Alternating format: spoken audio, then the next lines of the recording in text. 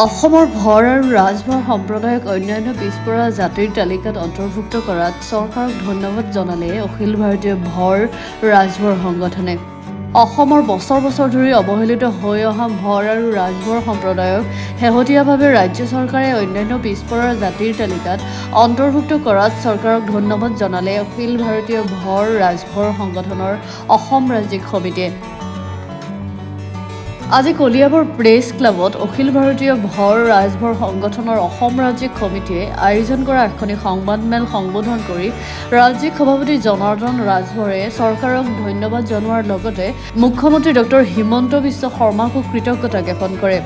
তেওঁ লগতে কয় যে জাতিটোৱে চৰকাৰী স্বীকৃতি লাভ কৰাৰ লগে লগে অসমৰ বৰাক ব্ৰহ্মপুত্ৰ পাহাৰ ভৈয়ামৰ বসবাস কৰা ৭ লাখ ভৰ ৰাজভৰ পৰিয়ালৰ সদস্য উপকৃত হ'ল।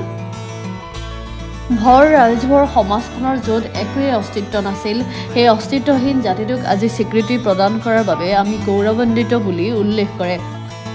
তেওঁ মন্ত্ৰী ৰণোজ পেগু, বিভাগীয় মন্ত্ৰী পীয়ুষ হাজৰিকাক বিশেষভাৱে কৃতজ্ঞতা জ্ঞাপন কৰে। আজিৰ সংবাদমেলত অখিল ভাৰতীয় ভৰ ৰাজভৰ সংগঠনৰ মুখ্য উপদেষ্টা কৈলাশ ৰাজভৰ, সংগঠনৰ সচিব লাল বাহাদুৰ ৰাজভৰ, সুবল ৰাজভৰ, সংগঠনৰ কোষাধ্যক্ষ বিৰোজ ৰাজভৰ উপস্থিত থাকে। চৰকাৰে কম যে যোগ্যতা অনুসৰি সকলোকে সেই সুবিধাখিনি দিব লাগে। একেবাৰে ৰেচন কাৰ্ডৰ পৰা আৰম্ভ কৰি অৰুণোদয়ৰ পৰা আৰম্ভ কৰি বৃদ্ধ পেঞ্চনৰ পৰা আৰম্ভ কৰি চাকৰিৰ পৰা আৰম্ভ কৰি গোটেইখিনি সুবিধা পাবৰ কাৰণে আমি চৰকাৰৰ পৰা আশা ৰাখিছোঁ আৰু নিশ্চিতভাৱে আমি এই আশা কৰিছোঁ যে জনপ্ৰিয় অসম চৰকাৰে আমাক এইখিনি সুবিধা দিব আৰু এই জাতিটোৰ লগত আমাক সম্পূৰ্ণ বিলীন হৈ আমি এটা নতুন ৰূপত অসমীয়া জাতিটো গঠন কৰা চৰকাৰে আমাক নিশ্চিতভাৱে সহায় কৰিব বা এইখিনিত সহযোগ আগবঢ়াব। উত্তৰ প্ৰদেশ, বিহাৰ বা মধ্যপ্ৰদেশৰ পৰা ভাৰত স্বাধীনতাৰ বহু পূৰ্বে ইয়াত আহিছিল। আহি আমাৰ বৃহৎ অসমীয়া জাতিটো গঢ়াৰ ক্ষেত্ৰত বিভিন্ন প্ৰকাৰে সৰ্বত্ৰ প্ৰকাৰে বুলি ক'ব পাৰোঁ আমি সহায় সহযোগ আগবঢ়াই আহিছোঁ। অনাগত দিনত আমি আমাৰ অখিল ভাৰতীয় ৰাজভৰ সংগঠনৰ যিসকল আমি সদস্য আছোঁ, যিসকল ভৰ ৰাজভৰ আছে অসমত, আমি প্ৰত্যেককে আহ্বান কৰিম, আহক আপোনালোক সকলোৱে আগুৱাই আহক, বৃহৎ অসমীয়া জাতিটোৰ লগত খোজত খোজ মিলাই, কান্ধত কান্ধ মিলাই, হাতত হাত ধৰি আমি আহোঁ। সাহিত্য, সংস্কৃতি, কলা সকলো দিশতে আমি অসমীয়া জাতিটোক সবল কৰিবলৈ আমি প্ৰতিজ্ঞাবদ্ধ হওঁ। আহক সকলোৱে ধুনীয়াকৈ এই অসমীয়া জাতিটো সবল কৰি তুলিব।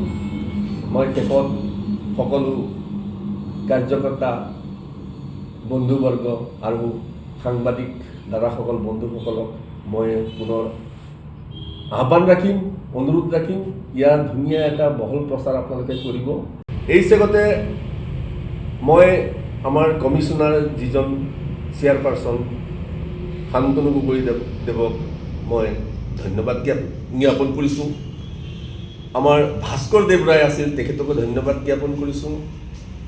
আমাৰ বীৰেন্দ্ৰ বৰ্মন আছিল, তেখেতলৈ আমি এই সংবাদমেলৰ জৰিয়তে ধন্যবাদ জ্ঞাপন কৰিছোঁ। বিশেষ ধন্যবাদ জ্ঞাপন কৰিছোঁ আমাৰ বৰ্তমানৰ অনুসূচিত জাতিৰ যিজন সন্মানীয় মন্ত্ৰী পীয়ুষ হাজৰিকা, তেখেতে আমাক আশ্বাসন দিছিল যে আপোনালোকৰ যিটো ফাইল আছে ফাইলটো সোনকালেই আমি কেবিনেটত ডিছকাশ্যন কৰিম আৰু নিশ্চিতভাৱে আপোনালোকে OBC যিটো আপোনালোকৰ দাবী আছে সেইটো পাব। আমি সন্মানীয় মন্ত্ৰীসকলৰ ভিতৰত অন্যতম আমাৰ কেশৱ মহন্ত মহোদয়ক আমি